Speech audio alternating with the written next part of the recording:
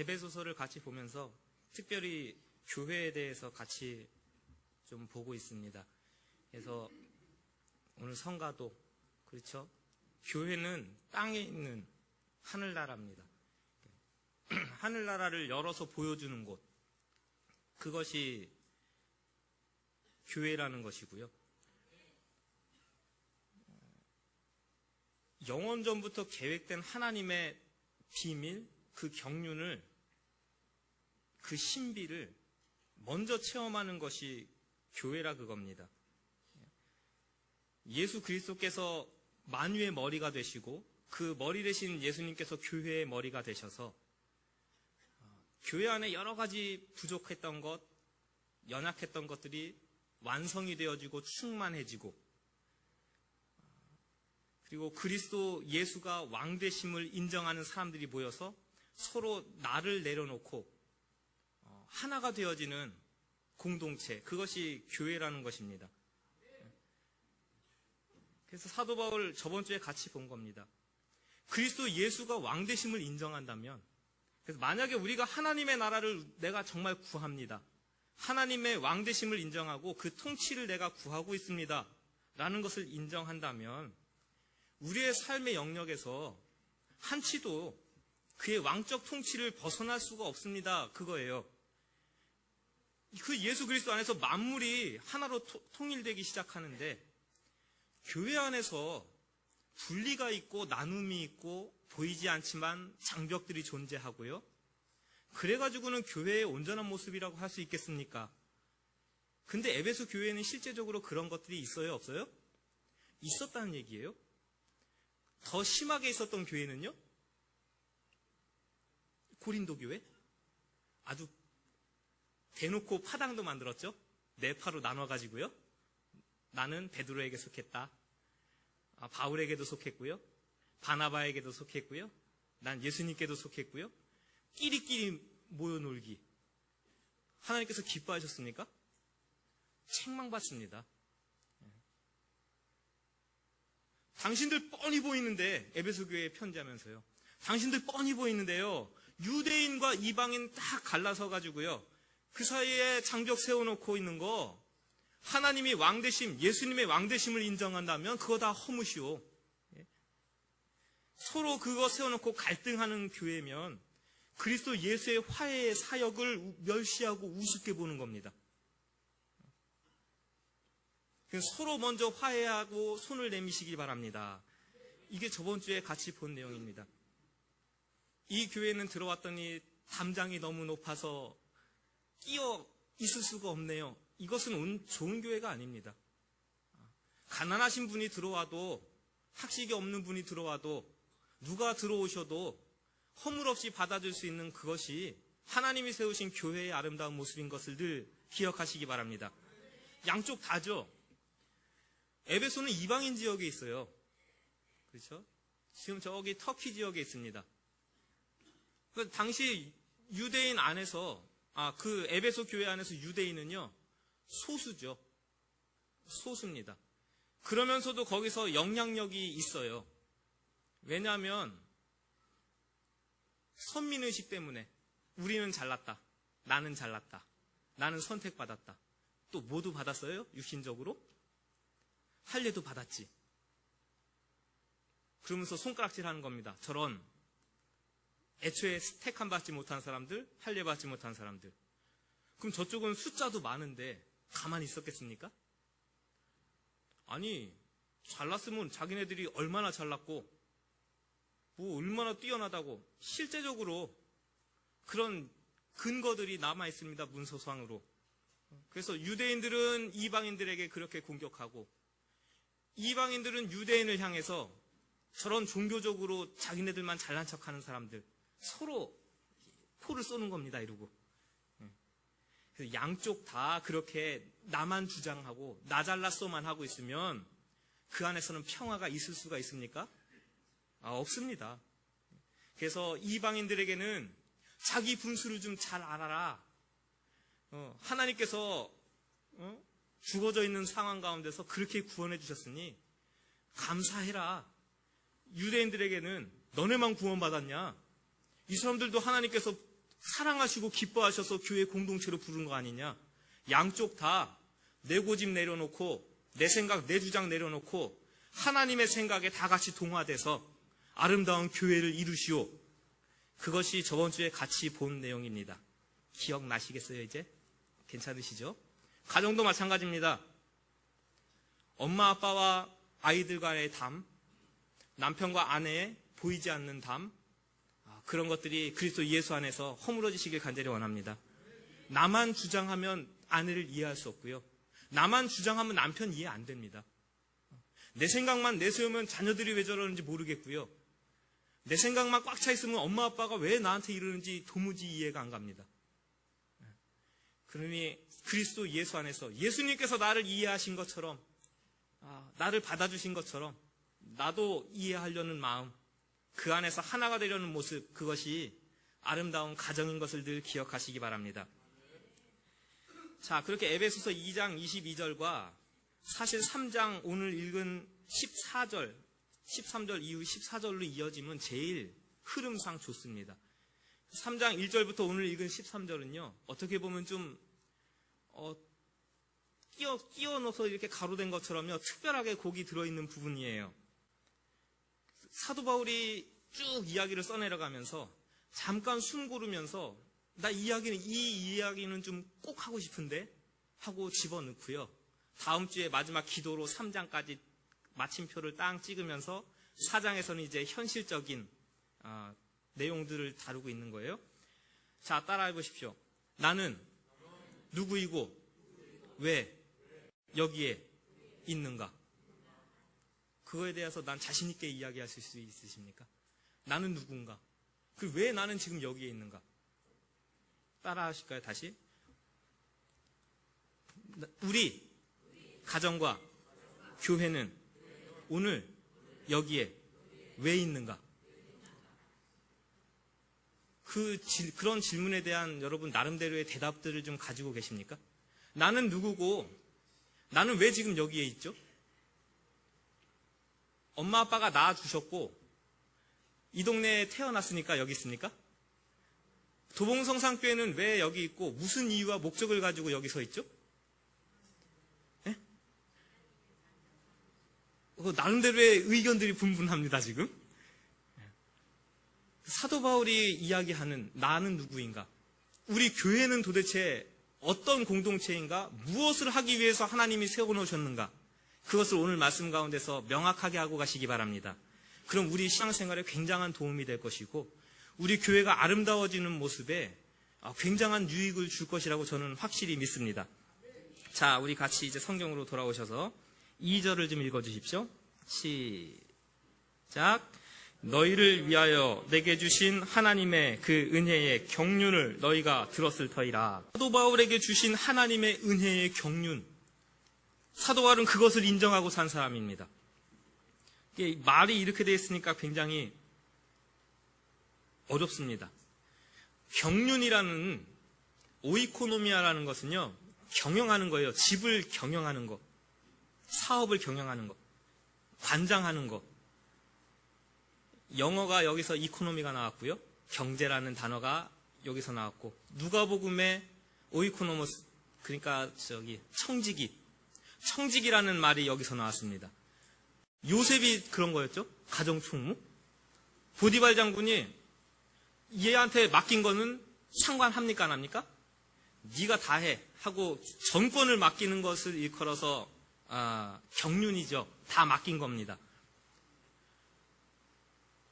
나는 내 맘대로 살고 있는 줄 알았는데요, 사도 바울이. 아니에요. 뒤를 돌아보니까 하나님께서 나의 모든 삶을 관장하고 계신 거예요. 그것을 인정하는 사람 되시길 간절히 원합니다. 내 삶은 내 방식대로, 내 생각대로 살아가지 않습니다. 내 삶은 누구의 손 안에 있습니까? 그리스도 예수의 손 안에 있습니다. 하나님의 인도하심과 역사하심 안에 나는 살고 있습니다. 그것을 인정하시기 바랍니다. 그것이 하나님의 나라를 사는 사람의 모습이라는 얘기예요. 개입하셨죠. 자기 마음대로 날뛰고 있었습니다. 다메섹으로 가가지고 예수 믿는 사람들 다 잡아 가두겠다고요. 통행증 찍어주십시오 해가지고 가다가 예수님이 적극 개입하시죠. 그 삶에. 녀석 이제 더 이상은 둘 수 없다. 거기서 만나주셔가지고 왜 나를 핍박하느냐. 그 순간부터예요. 그 전에 가지고 있던 생각들을 싹 다 바꾸기 시작하시는데요. 하나님을 만난 사람, 하나님의 경륜 안에 있는 사람은요, 옛 삶을 버리는 삶은 삽니다. 그렇죠? 사도 바울처럼요. 잘못된 신관 가지고 있었고요. 구원관, 메시아관 다 바뀌었습니다. 그래서 하나님의 비밀을 안자로 살아가는 거예요. 그것이 하나님의 경륜 아래에 있는 사람입니다. 예전에 살아가는 방식이 좋아서요. 여전히 반 걸치고 계십니까? 예전에 사는 방법이 즐거워서 여전히 반 걸치고 계십니까? 나는 하나님의 나라를 산다고 입으로만 그렇게 고백하는 삶은 안 됩니다. 하루하루 한 주 한 주 바뀌어가시길 간절히 원합니다. 하나님의 경륜을 깨달으니까 무엇이 나타나느냐? 따라하십시오. 하나님의 지배를 받는 사람은 겸손해집니다. 아멘. 우리는 모두 다 같이 겸손해지시길 간절히 원합니다. 저는 항상 겸손과 비굴을 나눕니다. 사도 바울처럼 학식도 뛰어나고 열심히 노력해서 좋은 대학도 나왔고 인품도 좋고 다 뛰어난데요. 그리스도 예수 때문에 없는 것처럼, 안 가진 자처럼, 연약한 것처럼 살아가는 것은 겸손한 모습입니다. 정말 없어가지고 노력은 한 개도 안 했고, 그렇죠? 주어진 때에 최선의 것을 기울이지도 않았고 아무런 열매도 없어가지고 그저 굽신굽신 하는 것은 겸손이 아니고 그건 비굴입니다. 비굴한 거 아니고요. 누가 와서 봐도 뛰어나시고 훌륭하신데, 아이고 어쩌면 저렇게 나를 드러내는 것이 아니라 하나님께서 주신 겁니다. 하나님께서 하셨습니다. 어쩌면 그렇게 겸손하게 하나님을 드러내십니까? 그게 겸손입니다. 8절을 보시죠. 다 같이 읽어보겠습니다. 시작. 모든 성도 중에 지극히 작은 자보다 더 작은 나에게 이 은혜를 주신 것은 측량할 수 없는 그리스도의 풍성함을 이방인에게 전하게 하심입니다. 30여 년간 복음을 위해서 진력하다가 지금 옥에 갇혀가지고 있는데요. 하나님이 사도로 나를 이렇게 세우셔서 여태까지 나를 이렇게 인도하셨지? 아니에요. 그렇지 않잖아요. 모든 성도 중에 지극히 작은 자보다 작은 나다. 그게 위대한 사도가 자기를 바라보는 모습입니다. 왜요? 하나님의 은혜 안에서 그렇게 선택받고 하나님의 다스림 안에 있는 나는 겸손한 겁니다. 나타나실 분은 하나님뿐이에요. 교회 안에서 무슨 일을 하시든지 어떤 봉사를 하시든 어떤 섬김이 있으시든 왜 나를 안 알아주십니까? 이것은 우리 가운데 없길 간절히 원합니다. 하나님이 나를 그렇게 부르셨고 하나님만이 영광이 받으실지라. 이것이 교회의 모습이고 성도의 모습이고 하나님으로부터 사명을 받은 자의 모습인 것을 늘 기억하시기 바랍니다. 그 다음에 감사하는 거죠. 모든 성도들 가운데 가장 작은 자, 이런 표현에는요, 내가 참 가치 없는 자이다라는 것을 인정한 것과 더불어서 아무런 가치도 아무런 조건도 없는데 하나님께서 나를 그렇게 불러주셨기 때문에 감사한 마음의 표시입니다. 무슨 일을 하시든 어떤 것을 감당하시든 불만하지 마시고 불평하지 마시고 하시기 바랍니다. 내 마음에 불만이 일어나고 불평이 일어나고 그러면요, 오히려 잡고 있는 것을 좀 놓으십시오. 오셔가지고 제가 기쁨이 없습니다. 성가대 하시면서 기쁘고 즐겁지 않으십니까? 언제든지 오십시오. 제가 이것이 하는데 너무나 짐스럽기만 하고 괴롭습니다. 그럼 그 자리에서는 그것을 좀 놓으시고 내려가서 앉아 계세요. 기쁘고 즐겁게 하시기 바랍니다. 하나님이 나를 그 자리에 부르신 거예요. 그러면 나같이 작은 자를 이 자리에 부르신 것에 인해서 감사하면서 하는 거죠. 사도 바울 지금 옥에 갇혀 있으면서도요, 내 사명을 감당하면서 옥에 갇혀 있으면서도 교회에다가 이렇게 편지 써서 보내면서 나 같은 작은 자를 이렇게 써주시니 감사합니다예요. 무슨 일을 하시든 감사로 하시기 바랍니다. 그게 아름다운 교회 공동체고 하나님의 경륜을 보여주는 모습들이에요. 자, 7절 한번 읽어주시겠어요? 같이 있습니다. 시작. 이 복음을 위하여 그의 능력이 역사하시는 대로 내게 주신 하나님의 은혜의 선물을 따라 내가 일꾼이 되었노라. 이것도 한번 따라하시겠습니다. 은사를 발휘합시다. 그러니까 이제 머릿속에서 혼돈이죠. 나의 은사는 뭐고, 그것부터 시작이에요. 난 은사가 있는가? 하나님의 은혜의 선물이라고 되어 있지 않습니까? 사도 바울이 이 선물이라는 단어를 쓸 때 종종 은사와 같이 씁니다. 하나님이 주신 은혜의 선물은 하나님이 주신 은사라. 은사 있는 사람이 하나님 손에 붙잡혀서 그렇게 쓰임받는 겁니다. 그러면은 이제 떠밀기식이 되는 거죠. 은사는, 말씀 전하는 은사는 누가 받은 거예요? 그렇죠. 이제 이렇게 되는 겁니다. 목사님. 찬양을 부르는 은사는 누가 받은 겁니까? 성가대. 그렇죠. 연주하는 은사는 누가 받은 거예요? 찬양단, 반주자. 밥하는 은사는요? 식당 봉사자들. 운전하는 봉사자는, 은사 받은 사람은 또 운전하는 집사님. 그러면 결국은 뭐예요? 나는 아닙니다예요. 뒤로 빼지 마시고 핑계 대지 마시기 바랍니다. 자, 하나님이 주신 은사가 우리 모두에게 있습니다. 제가 증거로 가져온 건 이런 거예요. 제가 로마서 12장을 읽어드릴게요.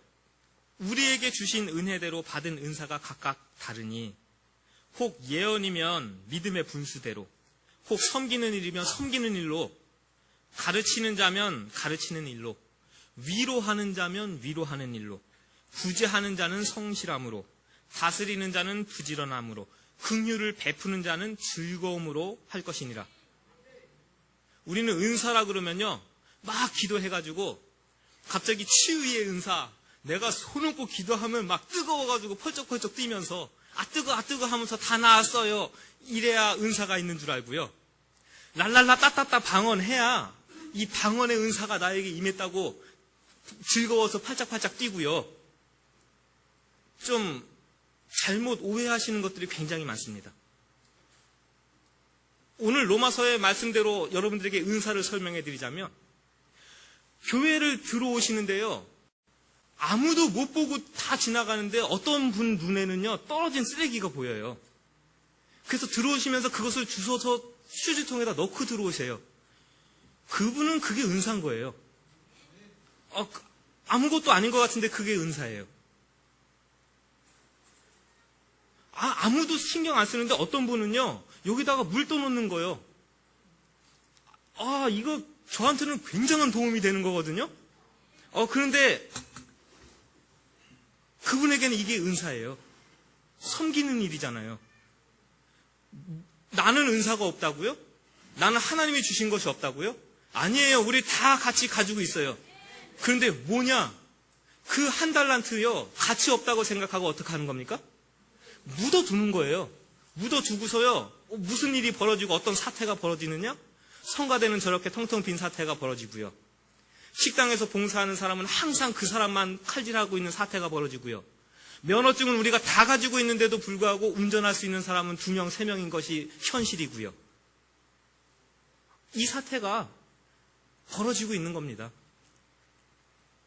여러분, 하나님이 주신 은사대로 보이는 곳에서 쓰시길 간절히 원합니다. 사도 바울이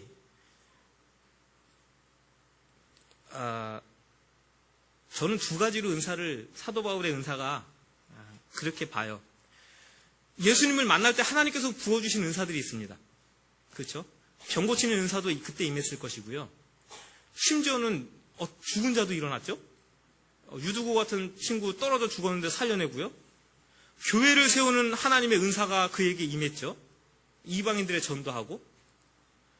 또 한편으로는요, 그가 예수 믿기 전에 가졌던, 그가 가진 학식들이요, 그가 열심히 공부해놨던 구약에 대한 지식들이요, 그가 가지고 있던 로마의 시민이라는 시민권이요, 하여간 그가 가지고 있던 좋은 모든 조건들 하나님께서 은사로 다 사용하셨습니다. 다른 사람들은 헬라어 성경, 구약 성경 펴놓고 마태, 마가 막 이렇게 여기서 인용할 때는 여기 펴가지고 막 할 때요, 사도 바울은요, 그거 구약으로 된 거 히브리어로 이렇게 보면서 헬라어로요, 그 자리에서 보면서 그 자리에서 이렇게 써서 보내고 다 한 거예요. 왜? 그가 가지고 있던 그동안 쌓아놨던 지식들, 그런 것들이 다 은사로 활용되는 거예요. 직장 다니시는 분들, 하나님께서 주신 그 직장, 그 기술, 그 모든 능력들이 하나님이 주신 것이고 하나님이 주신 자리인 줄로 인정하시기 바랍니다. 그곳에서 여러분들 최선을 기울이시고 여러분들이 그 가운데서 빛이 되시고 그리스도의 향기가 되셔야 됩니다. 사업장을 운영하십니까? 누구라도 여러분들의 사업장에 들어오시면 여기는 교회 다니는 사람, 예수 믿는 사람의 집이구나 하고 여러분들을 쳐다보게 만드셔야 돼요. 교회 다니는 사장은 뭐가 틀린가? 교회 다니는 사람들이 운영하는 가게는 도대체 뭐가 틀린가? 그것이 은사를 발휘하는 겁니다. 도대체 들어갔는데 믿는 집인지 안 믿는 집인지 구분이 안 가요. 사업장에 들어갔는데 이 사람이 믿는 사람인지 아닌지 구분이 안 가요. 그렇게 하지 마시고 어느 곳에서든지 하나님의 향기를 나타내고 그리스도의 복음을 전하는 자의 사명의 자리에 있으시길 간절히 원합니다. 사실은 오늘 이 뒷주제가 더 중요한 건데 제가 막 시간을 정신없이 썼어요. 자, 이제부터 10분만 더 할게요. 하나님께서 그렇게 은사를 주시고 하나님의 일꾼들을 세우셔서 교회를 이룩하셨습니다. 그럼 왜 그렇게 교회를 세우셨을까요? 아까 처음에 물어본 질문을 다시 한번 던집니다. 왜 우리 가정을 이 땅 가운데 두셨고 왜 우리 교회를 지금 이 땅 가운데 두셨나 하는 질문입니다. 왜 교회가 있습니까? 이 땅 가운데? 복음을 전하려고요? 생명을 살리려고요? 그건 굉장히 어떻게 보면 사상적이고 이념적입니다. 관념적이라 그러죠. 사도 바울은 아주 구체적으로 훨씬 더 뚜렷하게 교회의 존재 이유를 이야기를 하고 있습니다. 10절을 같이 좀 한번 읽어주시겠어요? 시작. 이는 이제 교회로 말미암아 하늘에 있는 통치자들과 권세들에게 하나님의 각종 지혜를 알게 하려 하심입니다. 교회로 말미암아, 교회를 통하여 하늘에 있는 통치자들과 권세들에게 하나님의 각종 지혜를 알게 하는 공동체가 교회입니다. 그것을 보여주는 공동체가 교회고 그것을 보여주는 것이 교회의 사명이에요. 하늘에 있는 권세들과 영적 존재들이 도대체 뭐냐? 이만한 논문이 있을 정도로 서로 이게 맞다고 싸우는 거예요. 천사들이다. 아니다. 악한 영들이다. 이 세상의 권세 잡은 자들이다. 이 세상의 조직들. 근데 천사들을 일컬어서 하늘의 정사들과 권세들이라고 일컬은 것이 사도 바울의 서신서에 사실은 나타나지 않아요. 저는 그렇게 믿고 이해합니다. 하나님을 대적해서 높아져 있는 모든 악한 영의 세력들, 그 세력들의 지배하에 있는 이 세상의 모든 조직들, 모든 사람들, 그 사람들에게 하나님의 온갖 지혜와 하나님의 구원의 경륜을 열어서 보여줄 수 있어야 그게 교회입니다. 문화적으로, 종교적으로, 관습적으로 차이가 나고요. 저와 여러분들이 앉아있는데 성별도 틀리고 나이도 틀리고 생각도 다 틀리고요. 사는 데도 다 틀리고요. 다니는 학교도 다 틀렸고요. 모든 것이 틀렸는데요. 다 같이 들어와가지고 그리스도 예수 안에서 하나된 공동체를 보여주는 것이 교회라는 얘기입니다. 근데 그것을 무엇으로 보여줄 거냐 그겁니다. 우리는 생각하죠. 담임 목사가 설교를 잘하고 능력 있게 말씀을 전하면 믿지 않는 사람들이 들어와가지고 그것 보고서 하나님을 알 것 같죠. 사도 바울의 얘기는 그게 아니에요. 우리가 능력받아서 방언으로 랄랄라 따따따 기도하면서 콧물 쏟으면서 기도하면 그 모습 보면서 야 하나님이 살아계시구나 하고 안 믿는 사람들이 보면은 그렇게 인정할 것 같습니까? 우리가 줄 맞춰 앉아가지고 찬송합시다 짝짝짝짝 맞춰가지고 찬송가 부르고 있으면 그 사람들이 와가지고 아주 감동하면서 하나님이 여기 계시구나 할 것 같습니까? 그렇게 열심히 예배드리고 말씀을 듣고 찬송하고 하면서 돌아서면은 우리끼리, 돌아서는 쟤네끼리, 이거는 교회의 온전한 모습으로 세상 가운데 비춰지는 게 아니다 그겁니다. 예배에 참석해서 말씀을 들으면서 기도하는 모습을 보면서 찬송하는 모습을 보면서 어둠의 권세자들이, 세상에 하나님을 모르는 자들이 하나님의 각종 지혜를 아는 것이 아니라 그리스도 예수 안에서 우리가 서로 이해해주고 서로 사랑해주고 서로 하나가 되어 있고 전혀 어울리지 않는 저 사람들이 어떻게 그렇게 하나가 되어서 아름다운 공동체를 이루고 있을고, 그 모습을 보면서 그 모습을 쳐다보면서 저와 여러분들이 하나 되어 있는 이 모습을 보면서 세상 사람들은 교회를 통해서 하나님의 각종 지혜를 경험하고 체험하게 된다는 것을 사도 바울이 알려주고 있습니다. 자, 우리 이런 핑계 이제 서로 대시면 안 되는 거예요. 저도 이런 핑계 대면 안 되는 거예요. 목사를 보지 마십시오. 목사 봐봤자 뭐 합니까? 실망하고 시험 듣습니다. 누구를 바라보십니까? 하나님을 바라보십시오.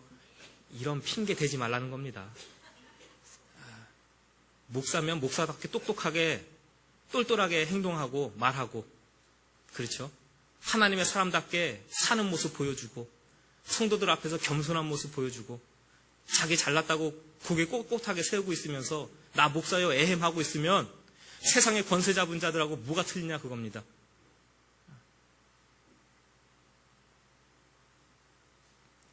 교회를 보지 마시고 우리 성도들 보지 마시고 누구 바라보십시오? 하나님 바라보십시오. 그런 핑계 대지 말라는 겁니다. 왜 그런 핑계 됩니까?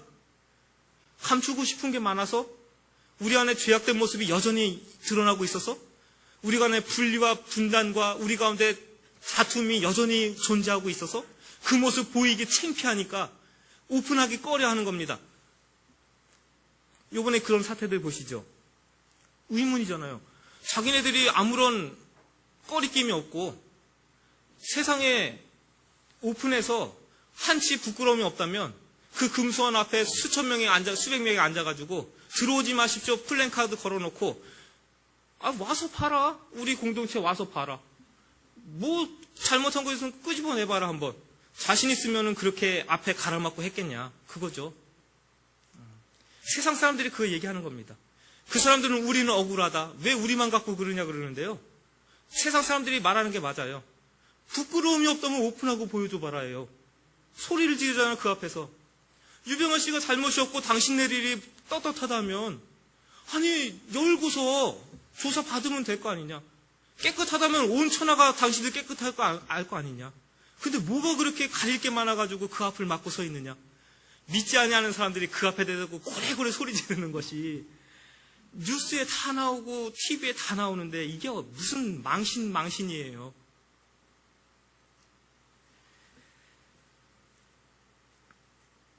싸우고 분열하고 도덕적으로 부도덕하고 불법을 저지르고 우리 교회 안에 그런 것들이 발붙이지 못하길 간절히 원합니다. 누가 들어와서 보더라도 아름답고 깨끗하고 투명한 공동체.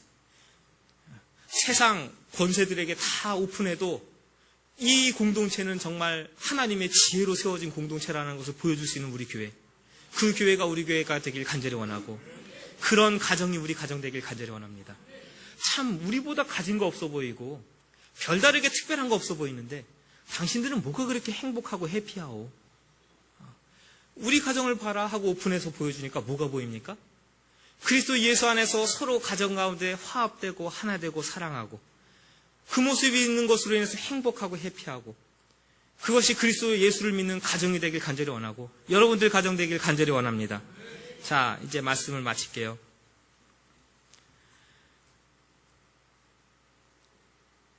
사명감 가지고 살아가시길 간절히 원합니다. 소명의식 가지고 살아가시길 간절히 원합니다. 하나님이 그렇게 저와 여러분들을 부르신 거예요. 무엇 하라고요? 이 세대 가운데에 빛이 되고 소금이 되어서 그리스도 예수를 증거하고 전하라고요. 우리가 띠 안 나가도 돼요. 띠 안 띄어도요. 우리가 오늘 말씀처럼 열어서 하나님을 보여줄 수 있을 만큼 우리의 모습과 우리의 자세와 우리의 생각과 우리의 모든 것이 하나님과 닮아 있다면, 하나님께로 닿아 있다면 저 사람은 예수 믿는 사람이다라고 주변이 알아요. 압니다. 당신은 어느 교회 다니셔 하고 오히려 물어올 겁니다. 우리의 삶이 그렇게 되길 간절히 원합니다. 우리의 일터에서의 우리의 모습이 그렇게 되길 간절히 원하고요. 우리 교회 안에 서로 간에 내 의견, 내 고집 그렇게 서로 세우면서 다투고 싸우는 일 절대 없으시길 간절히 원합니다. 우리 서로 이해하시고 사랑하시고 서로 웃어주는 공동체 되길 간절히 원해요. 자, 우리 이 시간에 말씀을 들었으면 실천입니다. 옆에 분들 보시고 오늘 너무 멋지십니다. 좋아 보이십니다. 웃으면서 인사해 주시고 옆에 부부가 앉아 계십니까? 손 한번 잡아주시고 사랑합니다. 존경합니다. 남편은 아내를 사랑합니다. 아내는 남편을 존경합니다. 그렇게 입이 안 떨어지시면 마음으로라도. 자, 우리 옆에 분들 보시고 다시 한번 합니다. 사랑합니다. 이게 교회고 이게 하나님이 원하셨던 공동체고 누가 들어와도 이 모습은 아름다운 모습입니다. 이 모습 잃지 마시고 하나님이 기뻐하시는 아름다운 교회로 공동체로 늘 서가는 우리가 되길 간절히 원합니다.